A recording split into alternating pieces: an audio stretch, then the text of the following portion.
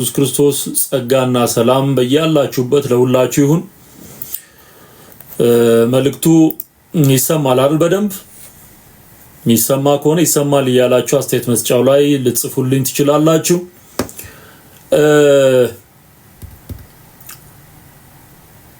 እሺ የሚሰማ ከሆነ ይሰማል እያላችሁ ጻፉልኝ። በጣም ጥሩ። ኢየሱስ ክርስቶስ ለዘላለም ጌታ ነው። ኢየሱስ ያድናል። በዛሬው ፕሮግራም እንግዲህ ከዚህ በፊት እንደምናደርገው እውነትን በመግለጥ ሐሰትን በማፍረስ የእግዚአብሔር እውነት ምድሪቱን እንዲገዛ ህዝባችንን እንዲያስተዳድር የተቀላቀለውን ከሃይማኖት ጋር የተቀላቀለውን አካሄድ ሁሉ እንቃወማለን ማለት ነው። አሜን ነው። ለረጅም ጊዜ ስናገር ነበር። አሁን ግልጽ እየወጣ ስለመጣ የኦርቶዶክስ ቤተ እምነት ፖለቲካዊ ድርጅት እንጂ መንፈሳዊ የሆነ ስራ እየሰራ እንዳልሆነ ማረጋገጫዎች በየጊዜው እየወጡ ይገኛሉ። ፖለቲካ እንጂ ክርስትና ለክርስቶስ ተብሎ የሚሰራ ስራ በቤት ውስጥ እንደሌለ ማሳያ ነው። ይሄን ደግሞ ረጅም ጊዜ ስንሞግት ነበር። የተሰጣቸውን የሥራ ድርሻና ኃላፊነት መጽሐፍ ቅዱስ ክርስትና ሰዎች ወደ መንፈሳዊ እድገት እንዲመጡ ክርስቶስ ኢየሱስን በማመንና በማወቅ ከጨለማ ወደሚደነቅ ብርሃን ከሞት ወደ ሕይወት እንዲሻገሩ መስራት እንዳለባት ቤተክርስቲያኒቱ ስንናገር ኖረናል። ነገር ግን ከድጡ ወደ ማጡ የሆነ አካሄድ እንደሆነና ይሄ ኦርቶዶክስ በሚለው ቅርጽ ውስጥ ያለው ማህበረሰብ በትልቅ የፖለቲካ እሳቤ ውስጥ አንድ ላይ ተጨምቆ እንደተያዘ የሚያሳዩ እውነቶችና ኩነቶች እየተደራረቡ እየወጡ ይገኛሉ ማለት ነው። እንደ አንድ ዜጋ ማንኛውም ሰው ፖለቲካዊ የሆነ አቋም ሊኖረው ይችላል። ኦኬ፣ እንደ አንድ ዜጋ ማንኛውም ሰው ፖለቲካዊ የሆነ የግል አቋም ሊኖረው ይችላል። ቤተክርስቲያን ከሆነች የምትወግነው ከክርስቶስ ኢየሱስ ጋር ነው፣ ከወንጌል እውነት ጋር ነው። ለዚህ ነው ተሐድሶ ያስፈልጋል፣ ስር ነቀል ለውጥ ያስፈልጋል የምንለው ለዚህ ነው። አሁን ዛሬ ማቀርብላችሁ የአቡነ አብርሃም የሚባሉት ከዚህ በፊት በጠቅላይ ቤተ ክህነት ውስጥ በኃላፊነት ተቀምጠው በነበሩ ጊዜ በጣም ብዙ አይነት ችግር ተፈጥሮ ነበር።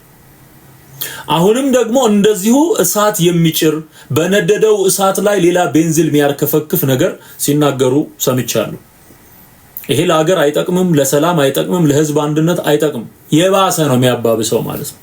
እንስማውና ከዛ በኋላ አስታግሱልን የሚሉት እሳቸው የማስታግሷቸውን ሰዎች ታቅፈው እንደሆነ ደግሞ በሌላ ማስረጃ አሳያቸዋለሁ። ስለዚህ ወደ ቪዲዮ እንሂድ። ወደ ቪዲዮ ልውሰዳችሁ።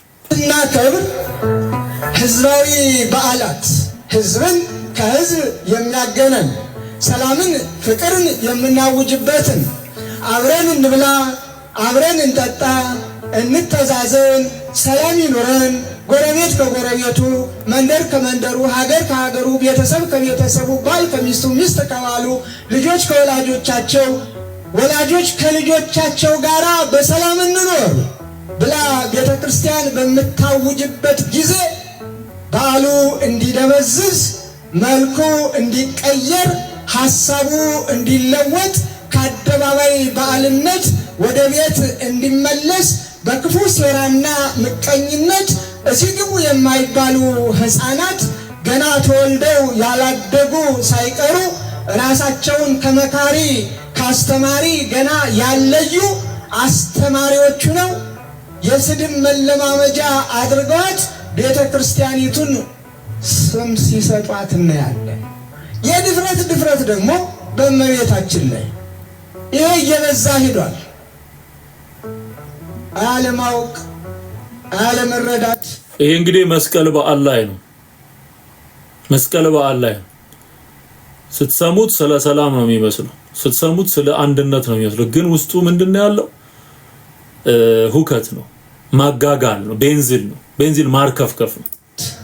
ማን ነው ከናንተ ውስጥ አንድ ጓደኛችሁ ወላጅ እናትን አቃሎ ፎቶዋን መቅደድ አይደለም ማጨማደድ አይደለም ስም አጠራሯን ዝቅ አድርጎ ቢጠራ የሚታገስ ማን ነው? እሱ ካለ ልጅነቱ ያጠራጥራል። የእናት ፍቅር የሌለውም ያሰኘዋል። ካለ ዝም የሚል የተቀደደውን ስዕል እንዴት ከፖለቲካ ጋር እንዳገናኙት አይገባኝም። እኔ ፐርሰናሊ አንድ ሰው የማያምንበትን ነገር ከቤቱ አውጥቶ ቀዶም ጨምድዶም ይመጣል፣ መብት አለው። ይሄ ፐርሰናል የሆነ የሰዎች አክቲቪቲ ነው። ይሄንን ፖለቲካዊ የሆነ ሽፋን ለመስጠት መሞከር በራሱ ጤና ማጣት ነው። እዚህ ጋር ሰላምና አንድነት እንፈልጋለን የሚል ሐሳብ አለ። ደግሞ ማቀርብላችሁ ሐሳቦች አሉ። በቅኔ ፖለቲካ ሲወዘውዛቸው ምታያቸው አብሾ የጠጡ መርጌቶች እዛው ስራቸው ሲንፈራፈሩ ታያለ። እዛው ፖለቲካና ሃይማኖት ቀላቅለው በቅኔ አሽሙር በቅኔ የሚያቀርቡ ሰዎችን ትመለከታል።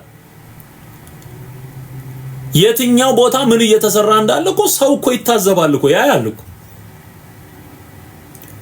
ስለዚህ የሰሞኑን የስዕል ጉዳይ እዛ ላይ ለማጋጋል ታስቦ የተነገረ ነገር እዚህ ውስጥ አገርንም ህዝብንም መንግስትንም ጨፍልቆ የመያዝ በአንድ ስዕል እናትህ ብትነካ ትታገሳለህ ወይ የሚል ሜሴጅ ነው እየተላለፈ ያለው።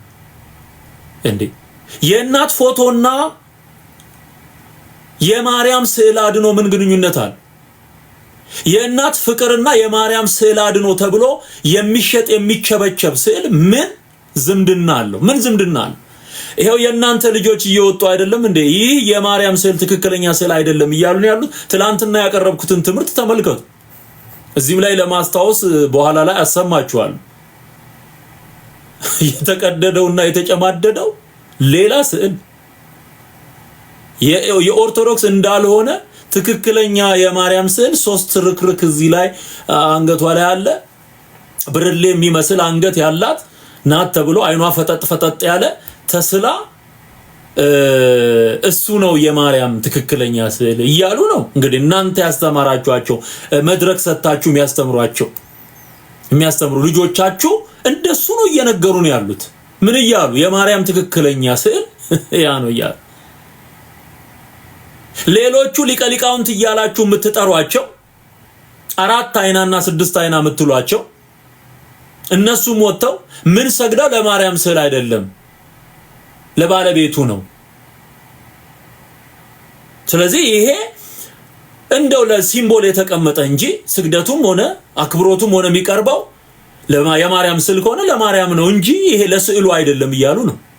ታምረ ማርያም የምትሉት መጽሐፋችሁ ደግሞ ለማርያም ስዕል ያልሰገደ ለስዕሏ ያልሰገደ ከቆመበት ቦታ ይጥፋ፣ ስም አጠራሩ አይታወቅ፣ የሰማይ መላእክት ይደረግ ይሁን ይበሉ እያለ እየተራገማችሁ ሌሊትና ቀን እያነበባችሁት ነው ያላችሁት። ይሄን ለማወቅ እኮ ፊዚክስና ኬሚስትሪ አያስፈልገውም። በግዕዝ ነበረ በአማርኛ ተተረጎመ። ይሄው አሁን እየሰማን እያየን ያለ ነው በሚገባን ቋንቋ እርግማን ከልት ነው፣ ያጋንንት አምልኮ ነው፣ ቀጥታ ለስዕል የሚቀርብ አምልኮ። ስለዚህ ማንኛውም ሰው በቤቱ የተሰቀለውን ነገር ማፍረጥ፣ መቅደድ፣ ማስወገድ፣ መጨምደድ መብቱን የራሱ ገንዘብ የገዛው እናንተ ገዝታችሁ አልሰጣችሁት የራሱን።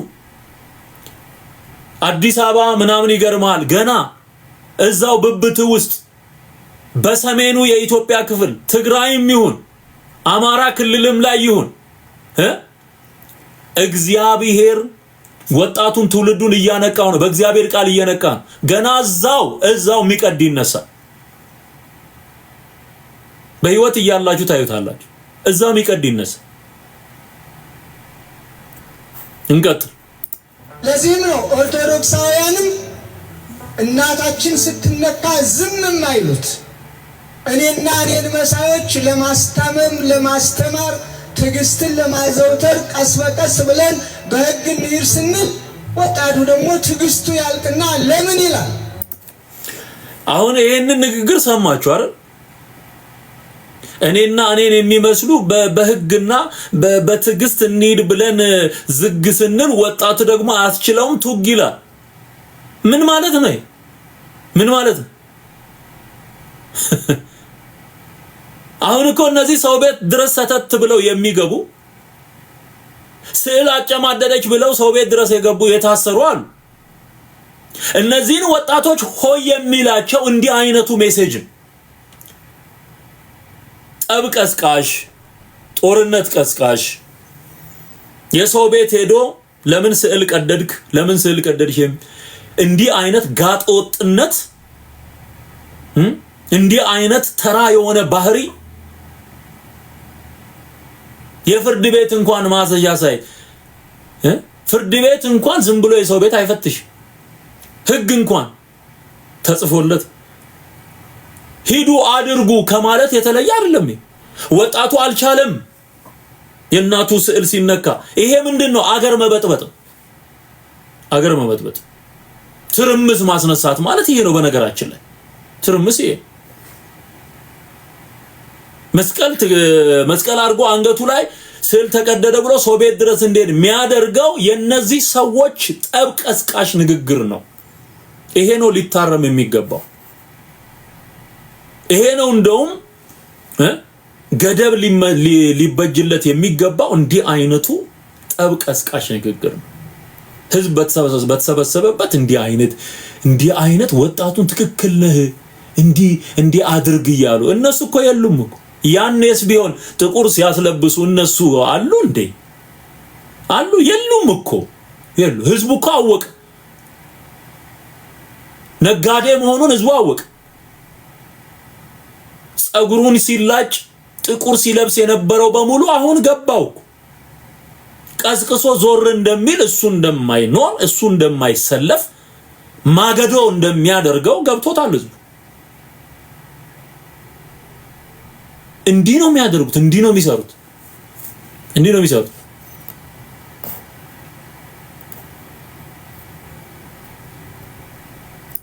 ለምን አልካንለውም? እናቱ ናታ የተገሰጸች፣ የማይደፈር ነው የተደፈረ። ለምን እንዲህ አልክ፣ ለምን እንዲህ አደረክ አንልም። እሺ ወጣቱን ለምን እንደዚህ አደረክ፣ ለምን እንዲህ አልክ አንለውም።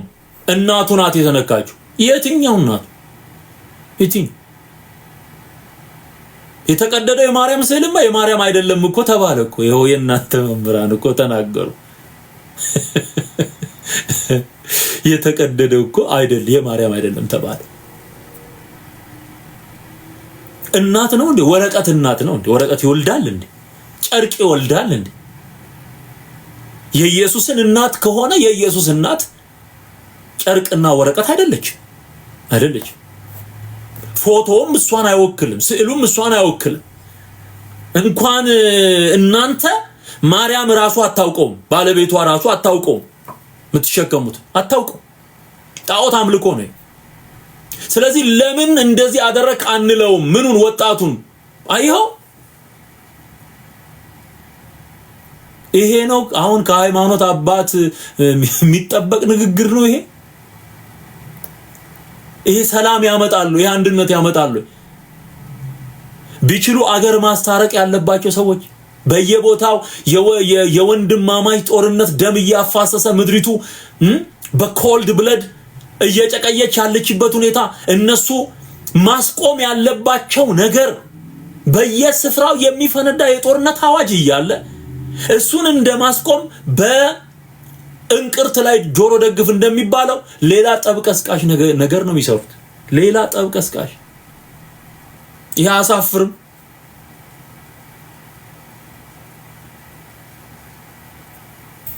አሳፍርም። እንቀጥልሽ። ስለዚህ ለዚህ ልብ አድርጉ።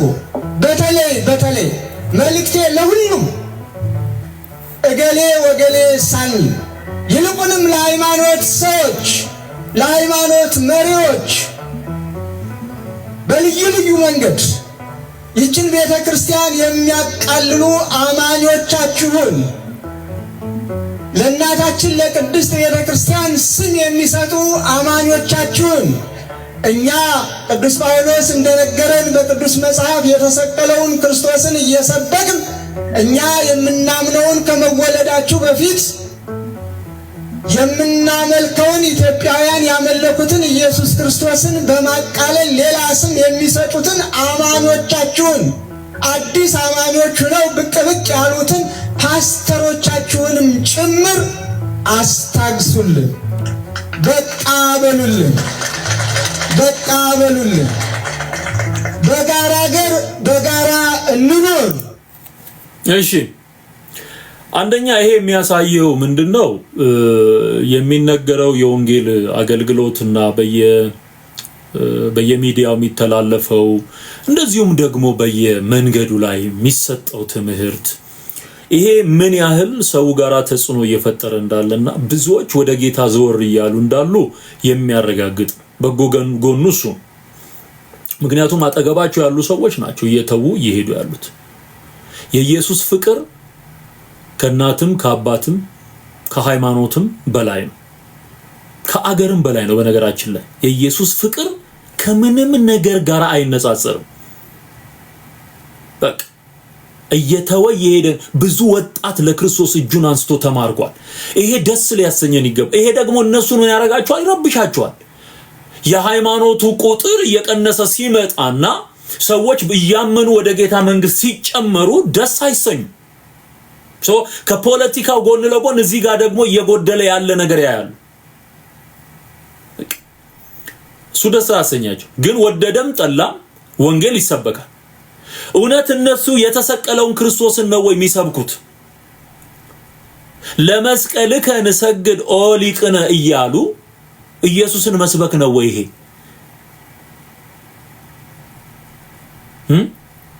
ለእሉ ክሌቱ ፍጡራን እያሉ ለነዚህ ለሁለት ፍጡራን ለመስቀልና ለማርያም የፈጣሪ ምስጋና ይገባቸዋል እያሉ ኢየሱስን እየሰበክን ነው ማለት ይቻላል ወይ?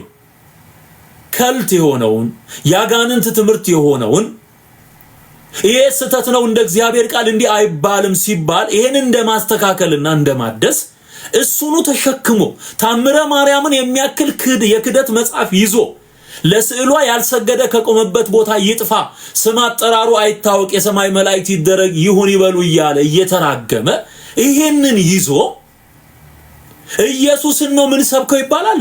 በየት በኩል ነው ኢየሱስን እየሰበካችሁ ያላችሁት? የእንጨት መስቀል ሆይ ምስጋና ላንተ፣ የፈጣሪ ምስጋና ላንተ ይገባል እየተባለ በመስቀል ስም የተዘጋጀ የጣዖት አምልኮ በግዕዝና በአማርኛ የተደረሰ ድርሰት እሱኑ እያሉ ለሚከበር በዓል ላይ ኢየሱስ እኮ የለም። እንዲህ አይነት ቦታ ላይ ተሰቅሎ ያዳነንን ጌታ እንድናመልክ እንጂ መጽሐፍ ቅዱስ የሚነግረን የተሰቀለበትን እንጨት አይደለም። ኢየሱስ ክርስቶስን መስበክ ማለት ምን ማለት እንደሆነ እንነጋገር። ወንጌል መስበክ ማለት ምን ማለት እንደሆነ እንነጋገር። ሮሜ ምዕራፍ 1 ላይ ከቁጥር 3 ጀምሮ እንደተጻፈው ይህም ወንጌል በሥጋ ከዳዊት ዘንድ ስለተወለደው እንደ ቅድስና መንፈስ ግን በኃይል እግዚአብሔር ልጅ ሆኖ ስለተገለጠው ስለ ልጁ ነው።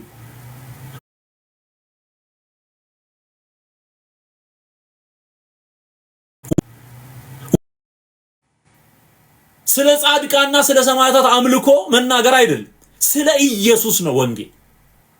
የተሰቀለውን መስበክ ማለት እንጨት ጣጣ ገለመለ የምትለውን ማስወገድ ማለት ነው። ማስወገድ ማለት በቃ።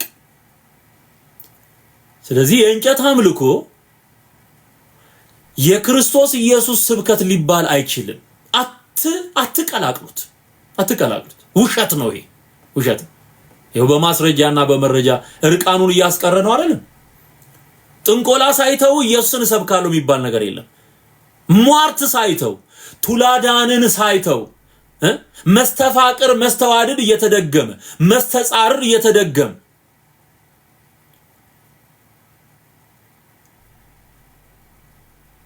የእባብ ቅርጽ ተይዞ ክርስቶስን መስበክ የሚባል ነገር የለም። መጀመሪያ ከድግምት መገላገል፣ ከጥንቆላ መውጣት ያስፈልጋል።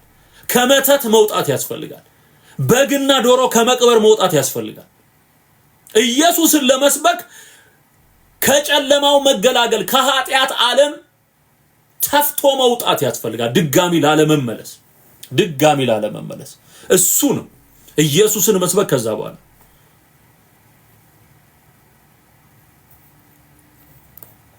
ስለዚህ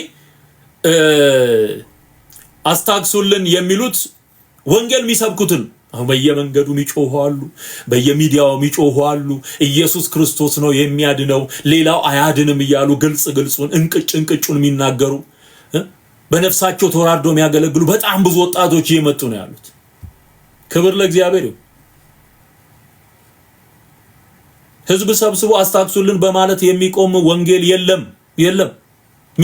ሚቀጥል ነው። እንደውም እንዲቆም ስትፈልግ እየተከታተለ ነው የሚሄደው። የእግዚአብሔር ቃል ግን በኃይልና በስልጣን ያድግ ነበር ይላል የሐዋርያት ሥራ ምዕራፍ 19 ላይ። የእግዚአብሔር ቃል በኃይል ያድግና ያሸንፍ ነበር ይላል። ያሸንፍ ነበር። ይህ ቃል የሚያድግና የሚያሸንፍ ነው።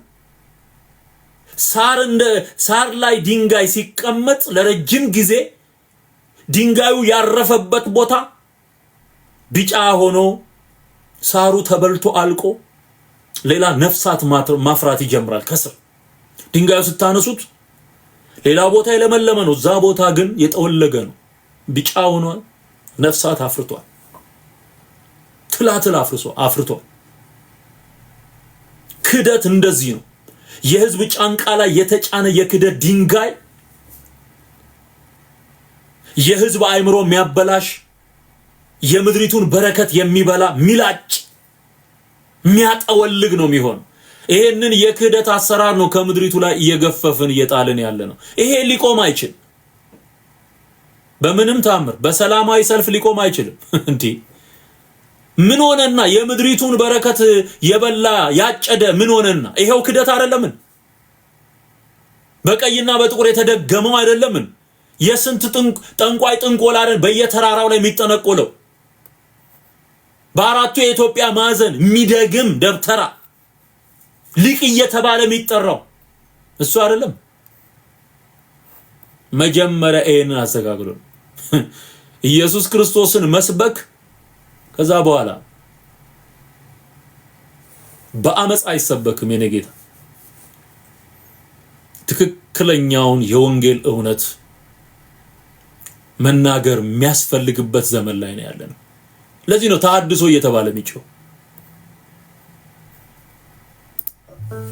በጋራ ሀገር በጋራ በሰላም እንኖር፣ ለሀገር እድገት እንጣር፣ ለሀገር ሰላም እንሩጥ። ስንት የምንሰራው ስራ መች ጠፋና? በግጭት ላይ ግጭት እንፈጥራለን። በጦርነት ላይ ጦርነት ማወጅስ ተገቢ ነው? ስንት የምንሰራው ስራ የሃይማኖት ሰዎች መች የምንሰራውን ሰራንና? ጥሩ በጋራ ሀገር በጋራ መኖር የሚለው ሐሳብ ያስማማል። ሰዎች በጋራ እንዲኖሩ ምን መደረግ አለበት የሚለው ደግሞ የመፍትሄ ሐሳቡ ወደ መሬት ወርዶ መሰራት አለበት። ከራስ ነው የምትጀምረው፣ አጠገብ ካሉት መክሮ ገስጾ መመለስና ምድሪቱ ላይ ሰላም እንዲሆን ማድረግ የሃይማኖት መሪዎች ያልሰራነው ስራ ነው። አዎ አልነካችሁት። ይሄው በላይ ነው እንደውም እያጋጋላችሁት ያላችሁት። አሁን እርሶ የሚናገሩት ነገር እንደው ሰላም ያመጣም? ወጣቱን ልናስቆመው አንችልም ምን ቀጥል እያላችሁ አንጁ ታሮጫዋል ቀጥል እያላችሁት አንናገርህም አንነካህም እያላችሁት በሃይማኖት ምክንያት ግርግርና ጠብ ንትርክ በየአደባባዩ እንዲነሳ ለማድረግ የተለያየ አይነት ሴራ የምትሰሩት በንግግራችሁን በአደባባይ የምታጋገሉት እናንተ ናችሁ እንጂ እኮ ሃይማኖታዊ የሆነ ጉዳይ ድሮም ሰዎች ይነጋገሩበታል። መጽሐፍ ቅዱስ ተገልጦ በሐዋርያቱም ዘመን ክርክሮች ነበሩ። ኖርማል ማንም የፈለገውን ነገር ማመን ይችላል። ያንን ያመነውን እምነት ደግሞ በመጽሐፍ ቅዱስ የሚሞግት ሰው ካለ የማስረዳት መብት አለ። መልስ ማይችል ከሆነ ደግሞ እዚህ ጋር እየተነገረው ያለውን የመጽሐፍ ቅዱስ እውነት ተቀብሎ ማመን አለበት። አላምንም ካለ መብቱን የሚያስገድደው የለም። በጨዋ ደንብ መነጋገር ግን አስፈላጊ ነው። ይሄ ሂዩማኒቲ ማለት ሰዎች የተፈጥሯቸው ግዴታ ነው። የሚያምኑበትን ለሰዎች ሼር ያደርጋሉ፣ የማያምኑበትን ደግሞ አናምንበትም ይላል። እዚህ ጋር ጸብ እየጫሩ እዚህ ጋር ደግሞ ሰላም እንዴት ነው? ሁለቱ አብሮ ይሄዳል? አይሆንም። ንጹሃን ደም እየፈሰሰ ነው። ስንቶቹ በረሃብ አለንጋ እየተገረፉ ነው። ስንቶቹ መጠለያ አጥተው የአውሬ ቀለብ እየሆኑ ነው። ወላጆች እንዴት ነው እያለቀሱ ያሉት? ስንቶቹ በሰላም ከቤት ወጥተው ከቤት መግባት ተስኗቸው ወደ ጥንት ተመልሰን ሰው ክቡር ሲሆን ክቡርነቱ ተቃሎ በገንዘብ የሚሸጥበት የሚለውጥበት ይህን ገንዘብ ካላመጣ አንለቀውም የሚባልበት የሞት ፍርድ የሚፈረድበት ዘመን ላይ ደርሰን ስንት ክርስቲያኖች እግዚአብሔርን በማምለካቸው የተሰቀለውን ክርስቶስን በመስበካቸው ባሉበት እንዳያድሩ ግፍ እየተፈጸመባቸው ባሉበት ዘመን ላይ እኛ ኦርቶዶክሳውያን የሃይማኖት ሰዎች የትኛውም ሃይማኖት ሰዎች ለሀገር ሰላም፣ ለሀገር ፍቅር፣ ለወገን አንድነት፣ ለሁሉም ሰላም ጥረት ማድረግና በቃ ይበቃል በምን ችግሩን እንፍታው ብለን መከራ በማየት ፋንታ እንደገና በጦርነት ላይ ጦርነት ይልቁንም የሃይማኖት ጦርነት እጅግ የከፋ የቀረን እሱ ነው። እሺ ሃይማኖት ጦርነት የከፋ ሰው አይምሮ ውስጥ የሌለውን ነገር ሊተነፍሰው አይችልም። ከልብ የሞላው በአፍ ይወጣል ይላል ጌታ ኢየሱስ በማቴዎስ ምዕራፍ 15 ላይ። በልብ ክፋት አለ፣ ያ በአፍ ነው የሚገለጠው። የቀረን እሱ ነው። ጠላት ሰይጣን ሲያምረው ይቅር የሃይማኖት ጦርነት አይኖርም። ለምን ይኖራል? ሰዎች የፈለጉትን የማምለክ መብት አላቸው። እንኳን አይደለም ህገ መንግስቱ እግዚአብሔር ራሱ የነጻነት አምላክ ነው። ፍሪ ዊል ነጻ ፈቃድ ለሰው ልጆች ሰጥቷል። የፈለገውን ማመን የፈለገውን ማምለክ ይችላል። ጴንጤ ከመጀመሪያ እስከ መጨረሻ ቀብር መቀበሪያ አጥቶ ሲሰቃይ የኖረው እዛ አይደለም። አሁንስ ጴንጤ ነጻነት አለው? ሰሜን ላይ አሁን ጴንጤ ነጻነት አለ? በሚገርም ሁኔታ በፍርሃት ነው የሚኖሩት። በፍርሃት አለ እንዴ? ግን ያንን ሁሉ ታግሶ ነው የኖረው ረጅም ዘመን። ከነገስታቱ ዘመን ጀምሮ ተሐድሶም የተባሉት እንደነ ደቂቀ እስጢፋኖስ አይነቶቹ ሲገደሉ፣ ሲታረዱ፣ ምላሳቸው ሲቆረጥ፣ አፍንጫቸው ሲፎነን ነው የኖረው እዛው ሰሜኑ ላይ። አለ እንዴ ሃይማኖት ነጻነት አለን? ሪሊ እሱ ሁሉ ተችሎ እኮ ነው የተኖረው። የምን ቅዠት የምን ውሸት? ሃይማኖት ጦርነት ማን ነክቶ? የምታምነው እምነት ትክክል አይደለም በመጽሐፍ ቅዱስ እንነጋገር የሚለው እውነትና የተነሳ ወጣት ልትቆጣጠረው አልቻልክም። አዎ ልትቆጣጠረው አልቻልክም። አሁን ሌላ የሃይማኖት ጠብ ቀስቃሽ ንግግሮች እኔ እንደ ኮድ ነው ማየው። ኮድ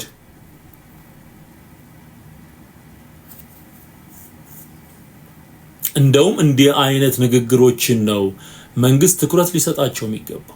በሰላም ምድር የሃይማኖት ጠብ የሚያነሳሳ ነገር መናገር ማለት ራሱ ያሰበው ነገር አለ ማለት ነው። አንጎል ውስጥ ያሰበው ነገር አለ ማለት ነው።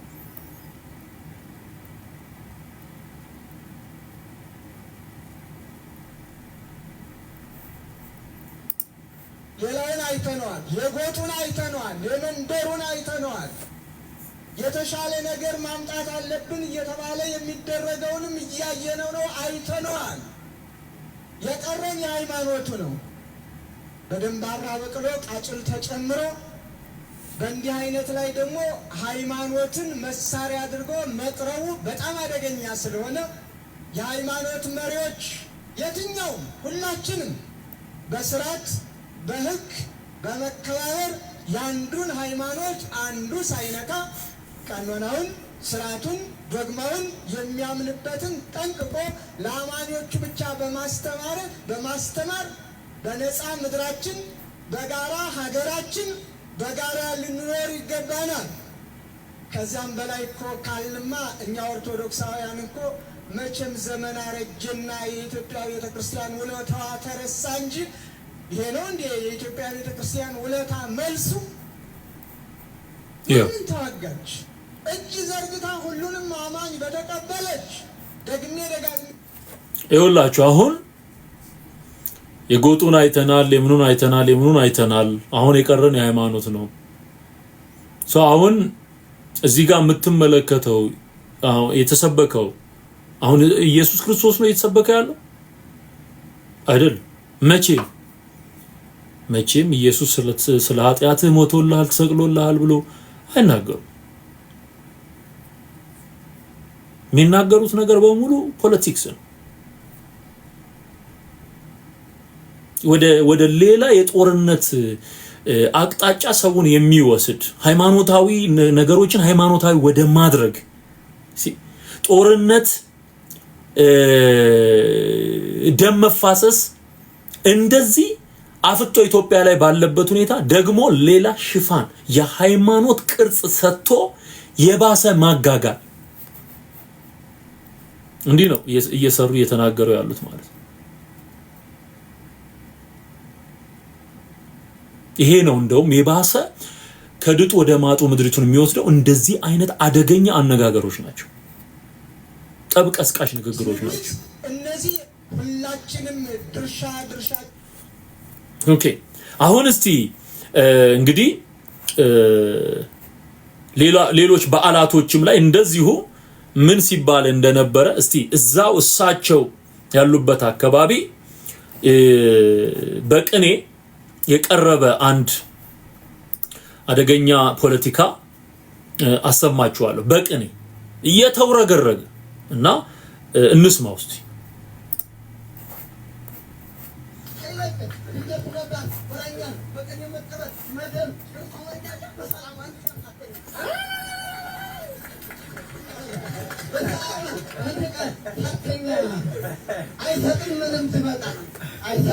ምንም ይመጣ በልና ያንተ ሰራዊት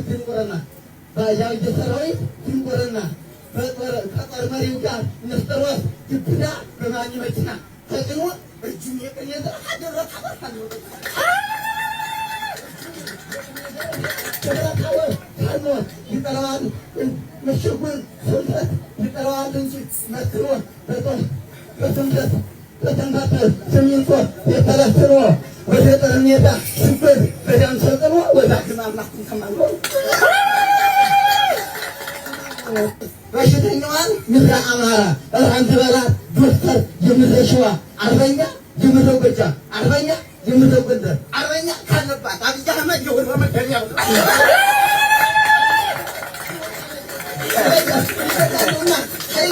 ይገፉነባት ወራኛን በቀን የመቀበል መደብ የሰማያጃ በሰላም አንድ ቀን ሳተኛ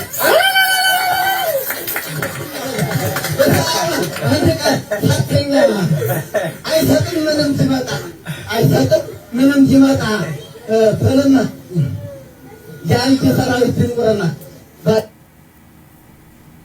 እሺ እንዳያችሁት ነው።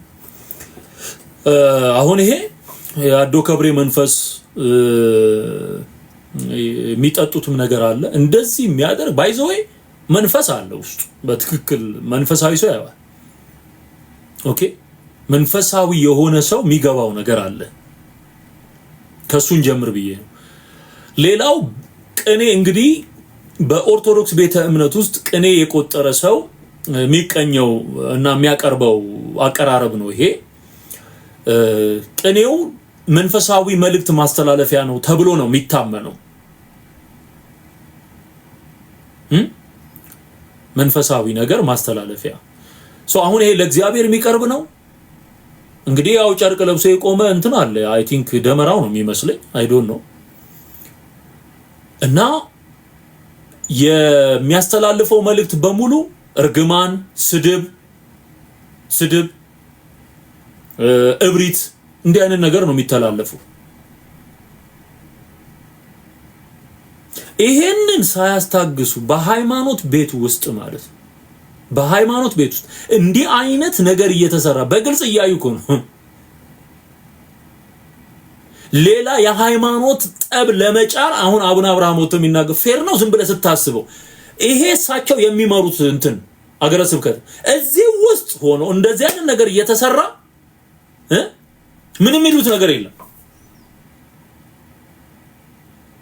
ባንድነት እንትን እንዳንኖር ኃላፊነታችንን አልተወጣንም ምናም እዛው ጨርሰው ሰውን ሰላም ማድረግ የሚችለው የሚመራው መሪ ነው እዛው ያለው ማለት ሶ ወደ መሬት ስናወርደው ጉዳዩን ራሱ ሊያስተካክለው የሚገባ ነው ማለት እንጂ እንዲህ ባለ መንገድ ፖለቲካ በቅኔ እየወዘወዛቸው ነው ያለው ማለት በቃ ይሄ ሰላም አመጣ ሶ እየቀላቀለ ሃይማኖትንና ፖለቲካን እየቀላቀለ ያለው ማን እንደሆነ እየታየ ነው ማለት በግልጽ የኢትዮጵያ ሕዝብ መቼም ይታዘባል ለዚህ ነው ረጅም ጊዜ ኢትስ አ ፖለቲክስ ሪሊጅን ለማለት እንኳን ባይዘው ይከባድ ነው በጣም እኛ ምናወራው ስለ እምነት ነው እምነት ከእግዚአብሔር ለሰው ልጆች የተሰጠ መንገድ ነው ሃይማኖት ሰዎች የፈበረኩት ሂደት ነው ፖለቲካ ደግሞ በዚህ ዓለም ላይ ሰዎች ሲኖሩ ገቨርንመንትን በሚመለከት አስተዳደርን የህዝብ አስተዳደርን በሚመለከት ሰዎች በሳይንሱም ዓለም በፍልስፍናውም በምኑም የቀየጡት የደረስንበት የሚሉት የኑሮ ዘይቤ ኦኬ የኑሮ መስተጋብር እንዲህ አይነቱ ደግሞ የለም ሁለቱንም አብሮ አጣምሮ የያዘ ማለት ነው ሶ አሁን ሰሞኑን በቅርብ የሰማናቸው ነገሮች አሉ ፖለቲካ እንደሆነ እኔ ከድሮ ጀምሮ ስናገር ነበር ከድሮ ሲጀምረው ገና አገልግሎቱ በማህበር የተደራጁ ፖለቲከኞች ምን ሲሰሩ እንደኖሩ የኢትዮጵያ ኦርቶዶክስ ውስጥ በግልጥ የሚታወቅ እኮ ነው ከልጅነት ጀምሮ ነው የምናውቀው አሁን ሞዓ ተዋህዶ ምናምን የሚባል ነገር ጀመርን ብለው ሲናገሩ የሰማችኋቸው በግልጽ እሱ ረጅም ዘመንኛ ስንለው የነበረው አሁን ራሳቸው ወጥተው አጋለጡት እንጂ ራሳቸውን እኔ ስናገር አልነበር የዛሬ 5 አመት 6 አመት ተናግሬያለሁ ማህበረ ቅዱሳን ነው የሚሰራው የሚለውን ተናግሬያለሁ እዚህም ሀገር ሆነው በውጭም ዓለም ሆነው ዘርህ ይጥፋ እያለ የሚራገም ጳጳስ ዘርህ ይጥፋ እያለ የአገር መሪ ሚሳደብና ሚራገም ጳጳስ እያየን ጉዳዩ የእምነት ቢሆን ኖሮ መንፈሳዊ ሰዎች ቢሆኑ በጸሎት እግዚአብሔር ፊት ጉዳዩን ይዘው ይቀርባሉ ለህዝብ ሰላምና አንድነት ይጸልያሉ ለመሪዎች ትክክለኛ የሆነ ፍርድ እንዲፈርዱ ይጸልያሉ ጉዳያቸውን ከእግዚአብሔር ጋር ያጠናክራሉ ሰዎች ደግሞ በሰላም እንዲኖሩ ሰላማዊ የሆነ መልእክት ይናገራሉ አይራገሙም ይመርቃሉ መጽሐፍ ቅዱስ የሚናገረው ይሄንን የሚያሳድዷችሁን አትርገሙ መርቁ እንጂ አትርገሙ ለትውልድ ቂምንና በቀልን የሚያስተላልፍ ነገር ከሃይማኖት መሪዎች እየሰማን ያለ ነው በዚህ ዘመን ሳያስታግሱ አስታግሱልን ምን ያስኬዳል እንዲህ አይነት ነገር እየተደረገ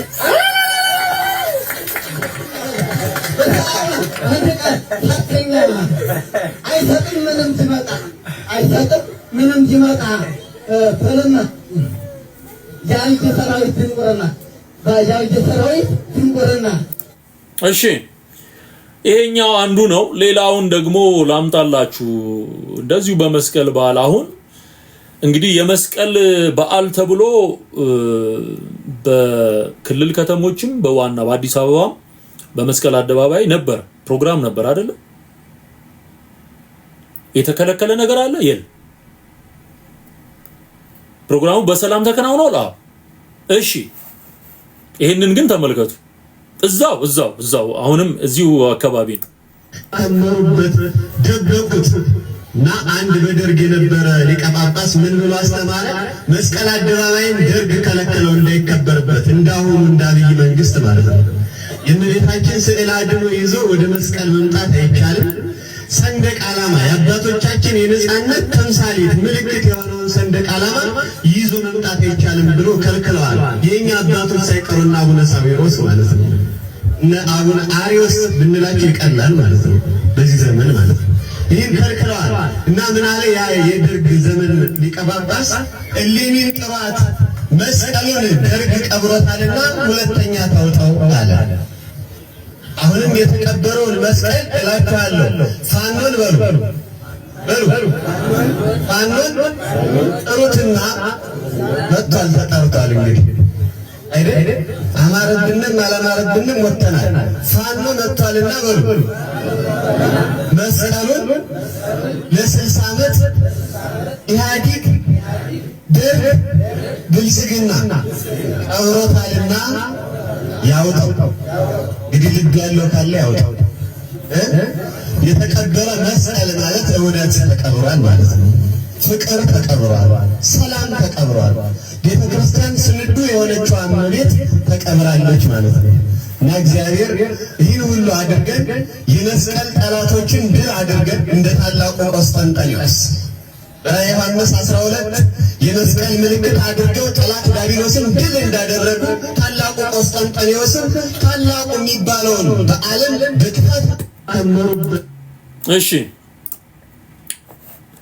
እንደተመለከታችሁት መስቀል በዓል እንዳናከብር ተደርገናል የሚል ነጥብ ያለው ንግግር ነው የተናገረው። እውነት ነው ወይ አይደለም? በየስፍራው በፊት በሚደረግበት አግባብና ልክ ተደርጓል። እኔ አሁን ፖይንቴ እሱ አይደለም። ሰው የተሰማውን ነገር በነፃነት የመናገር መብት እንዳለው አምናለሁ። ኦኬ በአንድ አገር ውስጥ የሚነሱ የተለያዩ አይነት ልዩነቶችና ችግሮች ይኖራሉ። ሰው ማህበረሰቡ የራሱ የሆነ ሶሉሽን የሚሰጥበት መንገድ አለ። ገቨርንመንት ሶሉሽን የሚሰጥበት መፍትሄ የሚያበጅለት መንገድ አለ። እሱ እንደ ችግሩ አይነት መፍትሄ ይበጅለታል። አሁን እኔ መስቀል ተብሎ ህዝብ ተሰብስቦ እየተነገረ ያለው ይሄ አሁን ክርስትና ነው ወይ? ትምህርት ነው ወይ? ወንጌል ነው ወይ የሚሰጠው? ወንጌል ነው ወይ? አሁን ኢየሱስ እየተሰበከ ነው። ቅድም እንዳሉት እኛ ክርስቶስን እንሰብካለን አሉ ጳጳሱ። ግን በየቦታው እያሳየዋችሁ ያለውት ክርስቶስ ነው ወይ እየተሰበከ ያለው? አይደለም። ለዚህ ህዝብ ወንጌል እንዲነገር እንፈልጋለን። ለዚህ ነው በምክንያት ነው መጽሐፍ ቅዱሳችሁን አንብቡ፣ ወደ እግዚአብሔር መንግስት ተመለሱ። ይኸውላችሁ ፖለቲካ አሁን በመድራችን ላይ ያለ የትኛውም አይነት ታሪክ የትኛውም አይነት ትርክት ዘላለማዊ አይደለም። እደግመዋለሁ። የትኛውም አይነት ታሪክ የትኛውም አይነት ትርክት የትኛውም አይነት እንቅስቃሴ የትኛውም አይነት ፖለቲክስ ዘላለማዊ አይደለም፣ ጊዜያዊ ነው። ትላንትና የመጡ ጊዜያቸው ሲደርስ ሄደዋል። አገር ቀጥሏል፣ ህዝብ ቀጥሏል። ኦኬ የማያልፍ የዘላለም መንግስት ኢየሱስ ክርስቶስ የመሰረተው ይዞት የመጣው መንግስት ሊገዛ ይገባል። ኢየሱስ ይግዛ። ሃሌሉያ! ኢየሱስ ይግዛ። ከሰማይ የመጣው ተመልሶ ወደ ሰማይ የሄደው ዳግመኛ ተመልሶ ደግሞ የሚመጣው የሕያው እግዚአብሔር ልጅ ኢየሱስ እሱ ይግዛ። የጣዖት አምልኮን የድግምትንና የአስማትን አሰራር ከምድሪቱ ላይ አስወግዱ። ስንዱ እመቤት ይላል። ስንት አይነት ጉድ በውስጧ ታቅፋ የኖረች። አሁን ጉዳዩን እንግዲህ ክሩሴድ ላይ ያደረጉት ማለት ክሩሴድ የመስቀል ጦርነት ማለት ኢየሱስ አይሻልህም? እረፍት እኮ ነው እሱ እረፍት እኮ ነው ወንድም። መቼ ነው የኢትዮጵያ ምድር መቼ ነው ከጦርነት የምትገላገለው ስትል ኦርቶዶክስ ንስሐ ስትገባና ለአጋንንት ለነመጥቆራ ጭምር የሰራችውን ቤተ መቅደስ ስታፈርስ ነው። 4 ነጥብ። ኦርቶዶክስ ንስሐ ካልገባች ካልታደሰች አገር አትለወጥም። ይሄ ነው እውነቱ። አገር አይለወጥም።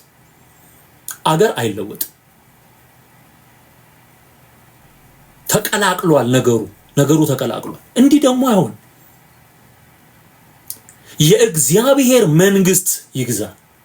እሱም ኢየሱስ የገዛው በቃ ሰላም ሆኖ ይኖራል ወንድሜ። ሰላም ሆኖ መባከን የለም። በየቦታው የሚያስተጋቡት መልእክት ይሄ ከጳጳስ እስከ መሪጌታ እስከ ዲያቆን ድረስ ይሄንን ይጮሃል። በዚህ በኩል ሰላም ይላል፣ በዚህ በኩል ጠብ ይቀሰቅሳል። ክሩሴድ ይላል፣ በዚህ የመስቀል ጦርነት ይላል፣ በዚህ በኩል ሰላም ነው ይላል። እንደዚህ አይነት የእቃቃ ጫወታ ለዚች ምድር ሊታዘንላት ነው የሚገባው። እኔ በምን አምናለሁኝ? በሰላም አምናለሁ። ከዚህ በፊት እንዳስተላለፍኳቸው መልእክቶች the prince of peace የሰላም አለቃ ተብሎ የተጠራው ጌታ ኢየሱስ ነው። አሁን አገር የሚመራው መንግስት ጊዜው ሲደርስ ያልፋል። I promise, no problem። ጊዜው ሲደርስ ስራውን ሲጨርስ አሁን ኢትዮጵያን እየመራ ያለው መንግስት ዞር ይላል። ሌላ ደግሞ ይመጣል። እሱም የሚያስተዳድርና ጊዜው ሲደርስ ዞር ይላል። ዞር ሊሉ የማይችሉ የሚመስሉ ሁሉ ዞር ብለዋል። በቃ እኔ በዚህ አምናለሁ። ነገስታት ያልፋሉ፣ ነገስታት ይተካሉ። መንግስታት ያልፋሉ፣ መንግስታት ይተካሉ። የፖለቲካ ርዕዮተ ዓለም ይመጣል ይሄዳል። አንተ ግን አዘ ክርስቲያን ልትቆምበት የሚገባህ መሰረት የእግዚአብሔር መንግስት መሰረት ነው። አለቀ። ወንጌል ሰላም ስለሆነ ወንጌል ሰላም፣ ወንጌል ፍቅር ነው። ሐሰቱን ሐሰት ነው ይላል ወንጌል፣ እውነቱን እውነት ይላል። የነፍስህን ጉዳይ ሳታስተካክል ከእግዚአብሔር ጋር የምትኖርበትን የተሰበከልህን ወንጌል ሳትቀበል አሁንም በጥንቆላ በድግምት በአስማትና በሟርት እየኖርክ ስትሞት የት ልትሄድ?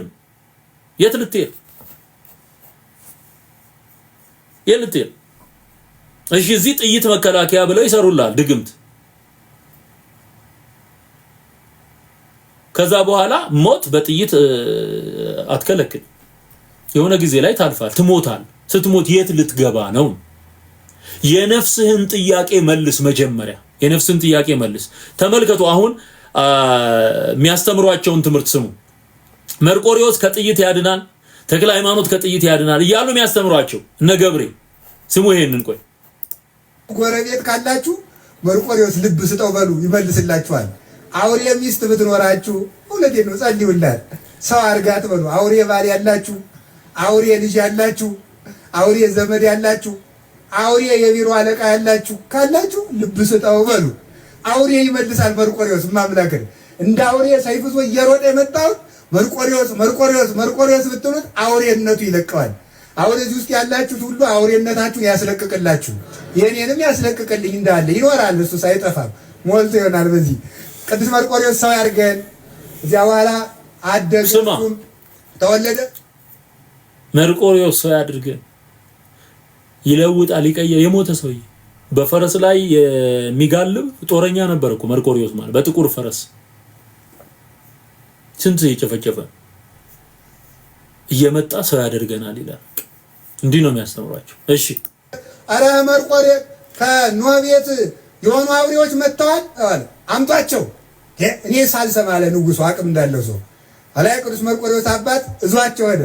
ሲሄድ ሴቶችም ደንግጠው ያለ ጊዜያቸው መውለድ፣ ሰው ሁሉ ፍግም እያለ ሞቱ። ውሰድልኝ እነዚህን ውሰድ ወዲያ ብሎ አገርማቸው። አላይ መርቆሪዎስ አባት ሲያዛቸው እንደገና ደግሞ ሰው መስመራቸውን ተው። የቅዱስ መርቆሪዎስ አባትም ተሾመ፣ መኮንን ሆነ። ኋላ ጦርነት ተነሳ። ጠቅለል አድርጌንም ጨርሶ አይዟችሁ። ጦርነት ተነሳና የቅዱስ መርቆሪዎስ አባት ተዋጋ፣ ድል ነስቶ ተመለሰ። ድል ነስቶ ከተመለሰ በኋላ እንደገና ደግሞ ሌላ ጦርነት ይነሳል። ሌላ ጦርነት ሲነሳ ይውላችሁ፣ በዚህ ጊዜ ጦርነቱን አሸንፎ ሲመጣ የቅዱስ መርቆሪዎስ አባት ንጉሱ ምን አደረገ? አይመችስ እሱም በዚያው ሞቶ ስለሚቀር ሚስቱን ላግባት ብሎ አሰበ ንጉሱ። ነውር ነው በእውነት። አሁን የሰው ሀገር እጠብቃለሁ ያለ ሰው ሀብቱም ሚስቱም አይነካም። ነውር ነው በእውነቱ ማለት እሺ አሁን መርቆሪዎስን ያለ ጦርነት አሁን የማያስመታ ይሄ በተክለ ሃይማኖትንና በተለይ መርቆሪዎስን እንትን ያለ ሰው ያመነ ሰው እና ይሄ በቆዳ ተሰርቶ ደግሞ እዚህ አንገት ላይ የሚንጠለጥ እሱን ያደረገ ሰው ጥይት አይመታውም ተብሎ ነው ድግምቱ የሚደገመው በዛ መንገድ ነው። ይሄ ድርሳን ላይ የመርቆሪዎስ ገድል ላይ ከተጻፉ ነገሮች አንዱ ነው። መርቆሪዎስን ያመነ ሰው ጥይት አይመታውም ተብሎ ይታመናል። እሱን ያስተምራቸዋል ማለት ነው። እሱን ያስተምራቸዋል። ሌላ አንድ ቪዲዮ ፋይል አለ ካገኘሁት እዚህ ጋር ባመጣላችሁ መልካም።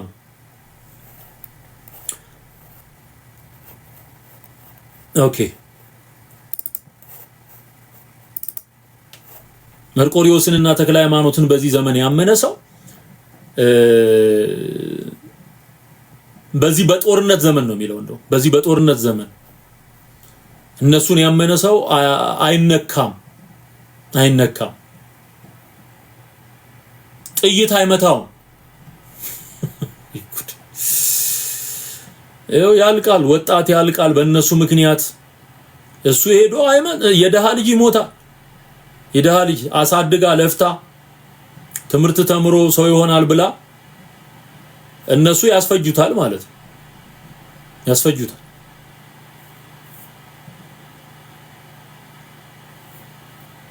ኦኬ አቅርቤዋለሁ። ለነገሩ ከዚህ በፊት ቪዲዮን ወይ ገብታችሁ እንድትሰሙት ጋብዛለሁኝ።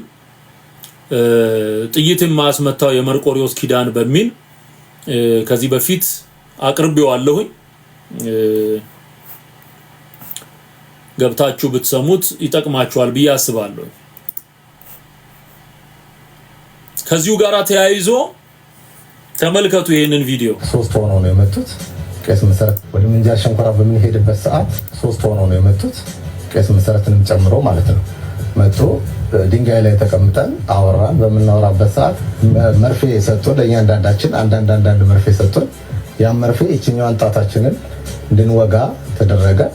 እንድንወጋ ከተደረገ በኋላ ያንን የሰጡንን እንትን ደም በደንብ ለቅልቁት ከዚህኛው ላይ አሉ። በደንብ ደም ቀባን። ከቀባን በኋላ መልሰን ሰጠናቸው ማለት ነው። ከሰጠናቸው በኋላ ያንን እቃ ይዘው ሄዱ። ከ1 ሰዓት ቆይታ በኋላ ተመልሰው ድጋሚ መጡ። አንገታችን ላይ የሚንጠለጠል ነገር ነው የተሰጠን። እዚህ አዲስ አበባ ከመጣን በኋላ በቆዳ አሽጉት ብለው ነበር። አንድ ለጥይት መከላከያ፣ ሁለተኛ ደረጃ ደግሞ ሰው ስታናገሩ ሰው እንዲስብላችሁና ገንዘብ አልሰጥም ያላችሁን ሰው ገንዘብ እንዲሰጣችሁ በሚል ነው ይሄንን ነገር ያደረጉልን የሰጡን ማለት ነው። ሰዎች እዛ የነበሩ ሰዎች ቀሲስ መሰረት የሚባሉ የሃይማኖት አባት ነበሩ። እሳቸው ናቸው ይሄንን ነገር የሚመሩት የነበረው ከመጀመሪያው እስከ መጨረሻው የነበረው ማለት ነው። እሳቸውም ያሉበት ቦታ ትልቅ ስህተት ነው የተሰራው፣ ያውቁታል እሳቸው ብዬ አስባለሁ። እንደ ሃይማኖት አባትነት መምከር እኛም ማስተማር ሲገባቸው፣ ነገር ግን እሳቸው ወደ ጥፋት መንገድ ነው ሲመሩ የነበሩት። ያው ነገሩን ስትረጋጋ ነው የሚገባህና ነገሮችን በእርጋታ ስታያቸው ነው በጥሞና ስታያቸው ነው ስህተት እንደሰራ ከስህተት በላይ እንደሆነ ነገሮች የምትረዳው። ቤተክርስቲያን የሚሰበከው ሰላም፣ ፍቅር ነው፣ ስለ ሃይማኖት ጉዳይ ነው። እኛ ግን ያን ሽፋን አድርገን የሰራናቸው ወደ ምንጃር 3 እሺ እንግዲህ የጥይት መከላከያ ተሰርቶላቸው ምን አይነት ስራ እንደሚሰሩ ተነግሯቸው አሁን እነዚህ በታርመው ምስክርነት ሲሰጡ የሚያሳይ ቪዲዮ ነው። ይሄም ሶሻል ሚዲያ ላይ ያገኘሁት ነው። የመርቆሪዎስ ገድል ተጠቅሶ ድግምት ተደግሞ በደም ተለውሶ አየው የገዛ ደማቸውን በመርፌ ወግተው ያ ደግሞ በጨርቅ ተደርጎ ደሙ መስዋዕት ቀርቦ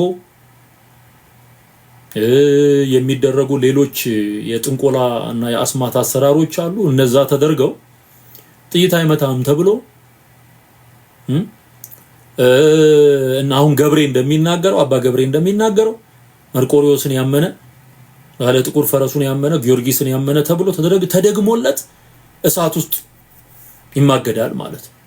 ይሄ ለምድራችን የማይጠቅም ለህዝባችን የማይጠቅም ተራ ነገር ነው። ሰላምም አያመጣም። ይሄ ሰላም አያመጣም።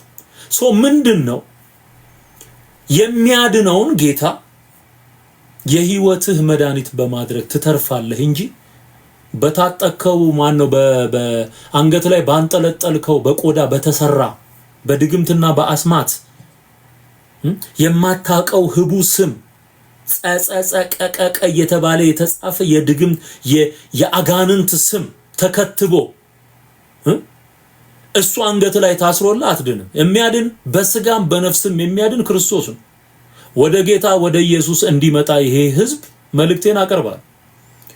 መድረክም ላይ ቆሞ የሚናገሩት ሆነ በጓዳም የሚሰራው ጠንቋይ ሁለቱም ከክርስቶስ የሚለዩህ ናቸው። ከእግዚአብሔር መንግስት ጋር ምንም ህብረት የላቸው። አፈር አፈር የሚሸት ምድር ምድር የሚሸት ነገር የሚሰሩት በሙሉ ላንተና ለኔ የሚጠቅመን በክርስቶስ ኢየሱስ አምነን እርሱን በመቀበል የዘላለምን ህይወት መውረስ። ሁሉ ነገር አላፊ ነው፣ ጠፊ ነው። ትላንት ያየናቸው ሰዎች ዛሬ አሁን እንግዲህ ከምንጃር የመጡ ናቸው እነዚህ። አሁን ዛሬ ምንጃር ላይ የሰማሁት አሳዛኝ ዜና አለ። የማርያም ደብር ተብሎ የተሰራ ህንጻ ላይ የተሰራ ደግሞ መወጣጫና ይሄ በእንጨት ምናምን የተሰራ ነበር። እዛ ላይ በጣም ብዙ ህዝብ ወጥቶ ነበር። ያ ተደርምሶ ከ30 ሰው በላይ ነው በአንድ ያለቀ። ዛሬ የወጣ መረጃ ነው የምነግራችሁ። ምንጃር ውስጥ አረርቲ ማርያም የሚባል ቦታ ማለት ነው። አረርቲ ማርያም 30 ሰው በአንድ ጊዜ አለቀ። ባለፈው አቦ የሚባል ቦታ ወደ ወላይታ ሄደው ሲመለሱ በመኪና አደጋ እንደዚሁ በጣም ብዙ ወጣት ነው ያለቀው በአንድ ጊዜ። አያድኑህም፣ የምትከተላቸው አማልክት አያድኑህም።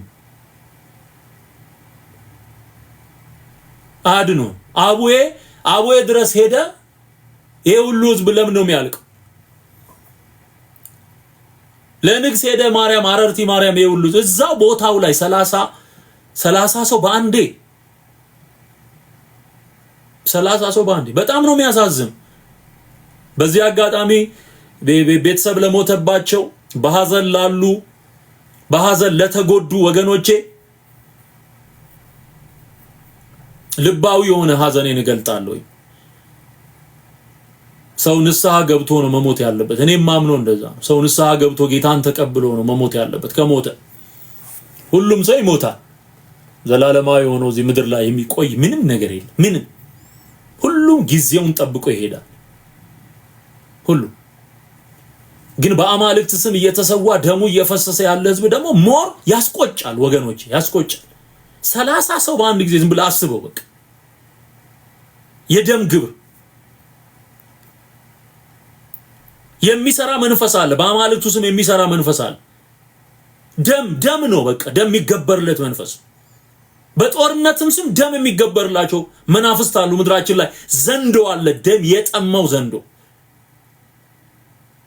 እስካሁን የታወቀው ነው 30 ሰው ሞተ የተባለው እስካሁን የተደረሰበት። በጣም ብዙ ህዝብ ደግሞ እንትን ውስጥ ሆስፒታል ውስጥ ገብቷል። ወደ ናዝሬት ይሄዳል፣ እዛው ደግሞ ሆስፒታል ውስጥ የገባ አለ። ቁጥሩ ምናልባት ሊያሻቅብ ይችላል፣ 50ም ሊገባ ይችላል። ይሄ ሁሉ ሰው በአንድ ጊዜ ንግስ ብሎ ሄዶ ያልቃል። በኢትዮጵያ ምድር ላይ የህዝባችንን ደም የተገበረለት የሚጠጣ መንፈስ በጦርነትም በለው የትም ቦታ ሄዶ የሚሞተው ህዝብ ብዙ ነው ወገኖች። መስቀል በዓል በየአመቱ ሰው ይሞታል። ትዝላችኋል ያቀረብኩላችሁ። በቃ መስቀል ሰቅለው ላዩ ላይ የተቃጠለ መስቀሉ መውረድ አለበት ሲባል አንድ ወጣት ልጅ እዛ እሳት ውስጥ እንትኑን መስቀሉን አወርዳለሁ ብሎ ወደ ላይ ይንጠላጠላል ማለት ለብልቦ እሳቱ ገደለው። መስዋዕት ማለት ይሄ ነው። ይኸውልህ መስዋዕት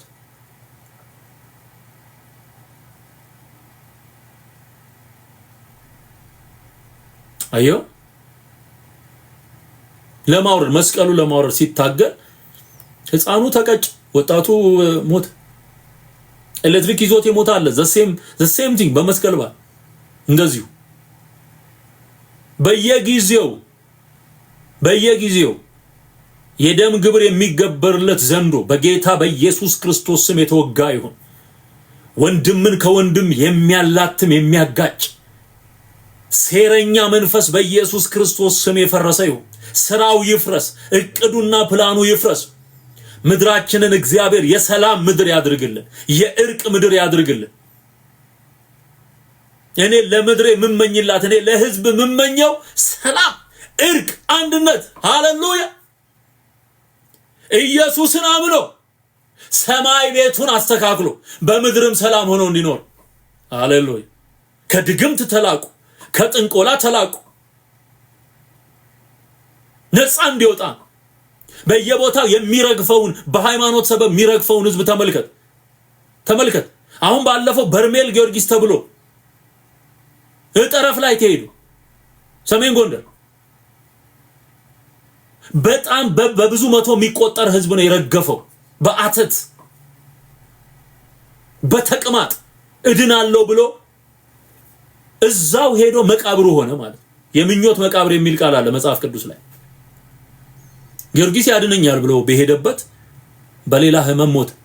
በጣም ብዙ ህዝብ ደግሞ አስከሬን እንኳን አንሰጥም ብለው እዛው እንዲቀበር ነው የተደረገው። እንደዚህ በየገዳማቱ ለጉዞ የሚሄድ በጣም ብዙ ሰው እናውቃለን። ሙሉ ቤተሰቡ ያለቀበት ሰው አለ። አክሱም ሄጄ እመለሳለሁ ሲል ሙሉ ቤተሰብ በእግዚአብሔር ፊት ነው የምናገረው። ሙሉ ቤተሰብ። ይሄ ሰማዕትነት አይደለም። ኢየሱስን ሳትቀበል ከሞትክ ወደ እግዚአብሔር መንግስት አትገባም። ከሞትክ በኋላ በተስካር በማውጣት ድግስ በመደገስ ዝክር በመዘከር መሐራ እግዚኦ እየተባለ ለነፍሰ ገብርከ ወልደ ማርያም ለነፍሰ አመትከ ወለተ ማርያም እየተባለ ስለተጮኸና ከበሮ ስለተመታ ፍታት ስለተፈታ ወደ እግዚአብሔር መንግስት አይገባም። ለሰው አንድ ጊዜ ሞት ከሱም በኋላ ፍርድ እንዳለበት ወቁ ነው። ፍርድ አለ። ስለዚህ በየቦታው እየሄደ የሚሰዋ ህዝብ፣ የሚያልቅ ህዝብ አለ።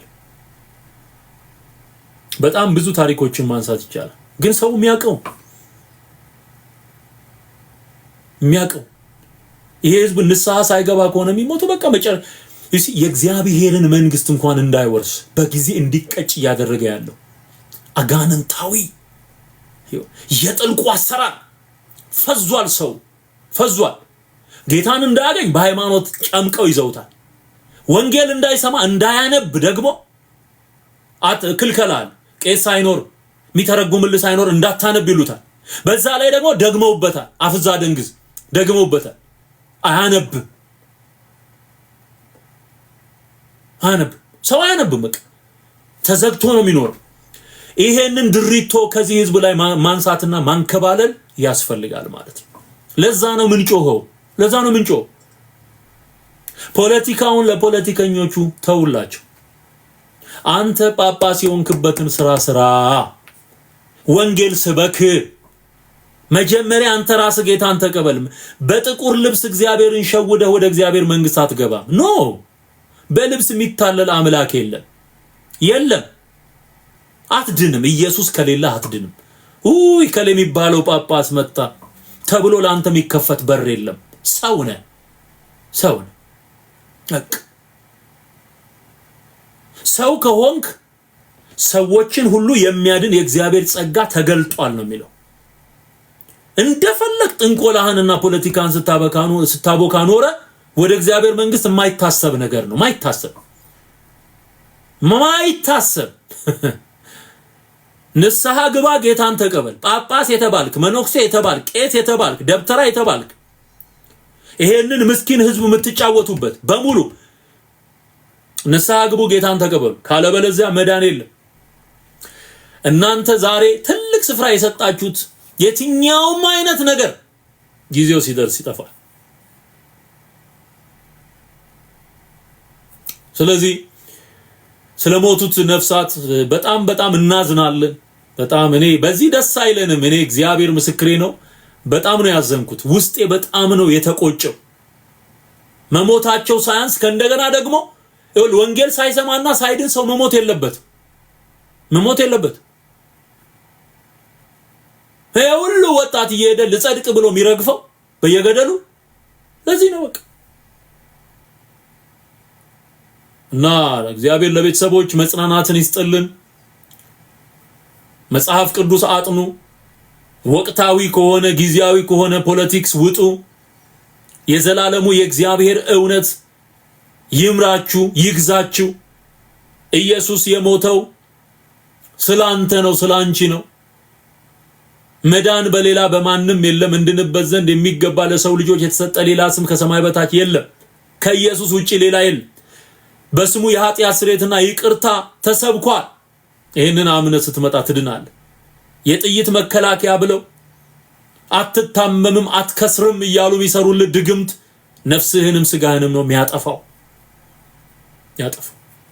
ስለዚህ ወደ እግዚአብሔር መንግስት መመለስ ያስፈልጋል።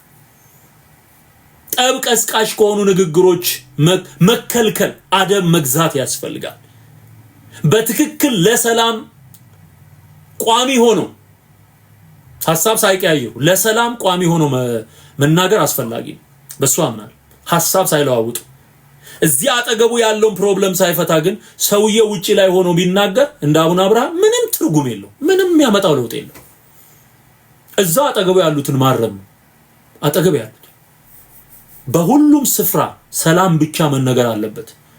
የሃይማኖት ጠብ የሚቀሰቅስ አገርን ለሌላ አደገኛ ግርግርና ፍጭት የእርስ በርስ ጦርነት የሚያነሳሳ ንግግር ከሃይማኖት አባት አይጠበቅም። ስለዚህ ክርስቲያኖች ሆናችሁ ይሄን መልእክት የምትሰሙ ከኔም ከናንተም ከሁላችንም የሚጠበቀው የመጀመሪያው ጉዳይ አንደኛ በእግዚአብሔር ፊት ስለ ህዝባችን ስለ ምድራችን መጸለይ ያስፈልጋል። ጸሎት ውስጥ ሰላምን ብቻ አይደለም እንጸልየው። መጀመሪያ የነፍሳት መዳን የሁል ጊዜ አጀንዳችን ሊሆን ይገባል። ስንጸልይ ነፍሳት እንዲድኑ ምድሪቷን ይዛችሁ ጸልዩ። ስለ ህዝብና ስለ ምድሪቱ ስትጸልዩ የመጀመሪያው ጉዳይ የህዝብ መዳን በክርስቶስ ኢየሱስ አምኖ የዘላለምን ህይወት እንዲወርስ። ሰው እኮ ህይወቱ ሲለወጥ አነጋገሩ፣ አስተሳሰቡ፣ ላይፍ ስታይሉ ሁሉ ነው የሚቀየረው። ሰላማዊ ሰው ነው የሚሆነው። በቃ ልክ የክርስቶስን መልክ ወደ መምሰል ነው የሚያድገው። አንደኛ እሱ ነው። ሁለተኛ ሰላም እንዲሆን የሰላም አየር እንዲነፍስ በምድሪቱ ላይ የወንድማማች መዋደድና መቀባበል እንዲኖር መጸለይ አለበት። ሶስተኛ ሟርት፣ ጥንቆላ፣ ድግምት፣ እርግማን በየተራራው በየሸንተረሩ የተሰራ የተደገመ የፈሰሰ ደም በፈሰሰ ደም የተሰራ የትኛውም አይነት መስተጻርር የሚባል ድግምት አለ የሚደግሙት ጠብ ከምድሪቱ ላይ እንዳይነሳ። መስተጻር ማለት ሚያጣላ ማለት ሁሉ ጊዜ የጸብ ድምጽ እንድትሰማ የጦርነት ድምጽ እንድትሰማ የሚያደርግ ድግምት አለ። ደም ፈሶ የሚሰራ ድግምት መስተጻር ይባላል። ይሄንን እየተቃወምክ መጸለይ አለብህ ክርስቲያን ከሆንክ። መስተጻር አሁን ዶሮ ሲቀብር አይታላል። ከዚህ በፊት ሞጆ ላይ የተያዘው ዶሮ ላይ የሚደገም ድግምት አለ። አይገሉትም፣ ጠምዝዘው ነው የሚገሉት። አንገቱን ጠምዝዘው ነው የሚገሉት።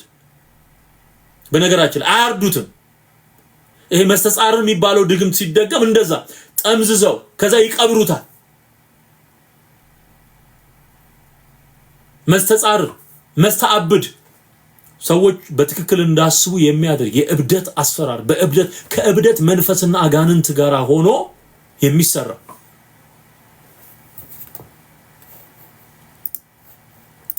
እንዲህ አይነት ነገሮች ስላሉ መጸለይና ያንን ማስወገድ ያስፈልጋል። ማለት ማስወገድ ስለ ሰው መዳን ስለ ምድሪቱ ሰላም ይሄ በየስፍራው የተደገመ የተቀበረ የእርግማን አሰራር እንዲረክስ እግዚአብሔር እንዲያጠፋው ይሄን ደም የለመደ ዘንዶ ከሰማይ እንዲወጋው መጸለይ ያስፈልጋል ማለት ነው።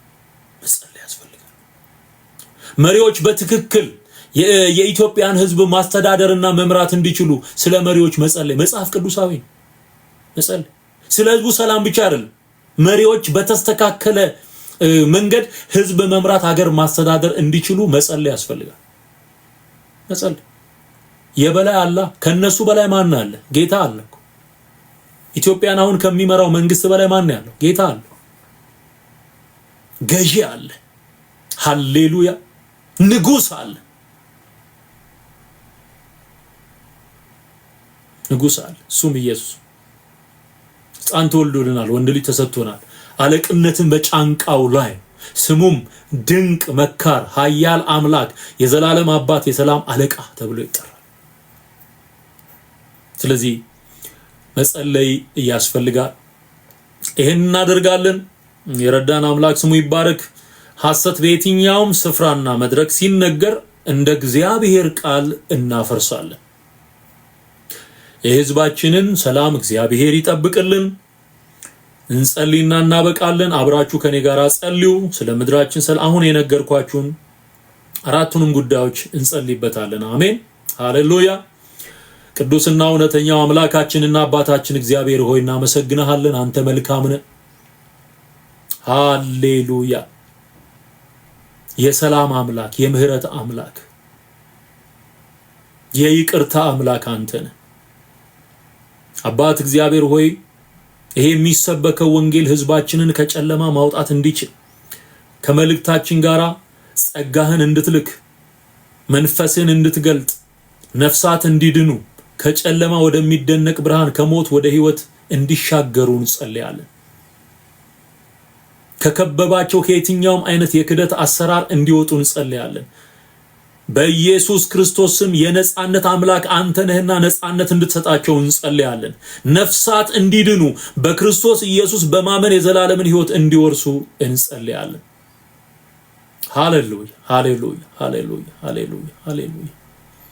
ሰው ሲድን ወደ ልጅህ ወደ ኢየሱስ ክርስቶስ መልክ ማደግ ይሆንለታልና በመንፈስ ቅዱስ ዳግመኛ የተወለዱት ደግሞ ማደግ ወደ ኢየሱስ መልክ ማደግ እንዲሆን እንጸልያለን።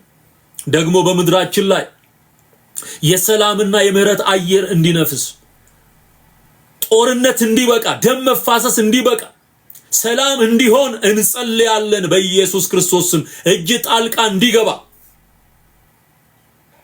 በኢየሱስ ክርስቶስ ስም እንጸልያለን። ስለ ሰላም እንዲዘመር እንጸልያለን። የተዘመረውና የተነገረው ሰላም ወደ መሬት እንዲወርድ እንጸልያለን። ምድራችን የሰላም ምድር እንድትሆን እንጸልያለን በጌታ በኢየሱስ ክርስቶስ ስም። ሃሌሉያ ሃሌሉያ። ብረቶች ሁሉ ወደ ማጭድነትና ወደ እርሻ መሳሪያነት ተቀጥቅጠው እንዲለወጡ እንጸልያለን በጌታ በኢየሱስ ክርስቶስ ስም። አመለካከትና አስተሳሰብ ሁሉ እንዲቀየር እንጸልያለን። ደግሞ እግዚአብሔር የዘላለም አምላክ ሆይ በኢትዮጵያ ምድር ላይ ልክ እንደ ባህል ተደርጎ የተያዘ እንደ ጥበብ ተደርጎ እየታወጀ ያለ የጥልቁ አሰራር፣ ጥንቆላ፣ ድግምት፣ አስማትና ሟርት በየተራራው ላይ የተቀበሩ በኢትዮጵያ አራቱም ማዕዘናት ላይ የተቀበሩ ተደግሞባቸው የተቀበሩ ህዝብ ሰላም እንዳይሆን የተደገመ ድግምት፣ የተሟረተ ሟርት በኢየሱስ ክርስቶስ ስም የፈረሰ ይሁን። በኢየሱስ ክርስቶስ ስም የፈረሰ ይሁን። መስተጻርር፣ መስተአብድ እየተባለ የተደገመ ድግምት በኢየሱስ ስም አፈረስኩት። ደም የለመደ በየስፍራው የሰዎችን ደም እየጠጣ ያለ ዘንዶ፣ በምድሪቱ ላይ የሚገላበት ዘንዶ በጌታ በኢየሱስ ክርስቶስ ስም የተወጋ ይሁን። የክፉ ሰዎች ምክር ይፍረስ። የመናፍስቱ ዓለም አሰራር ይፍረስ። እግዚአብሔር የዘላለም አምላክ ሆይ ስለ መሪዎች እንጸልያለን። ኢትዮጵያን በመልካምና በሰላም ማስተዳደር፣ በጥበብ ማስተዳደር እንዲችሉ በጌታ በኢየሱስ ክርስቶስ ስም እንጸልያለን። ሃሌሉያ ሃሌሉያ ሃሌሉያ ሃሌሉያ ሃሌሉያ ሃሌሉያ።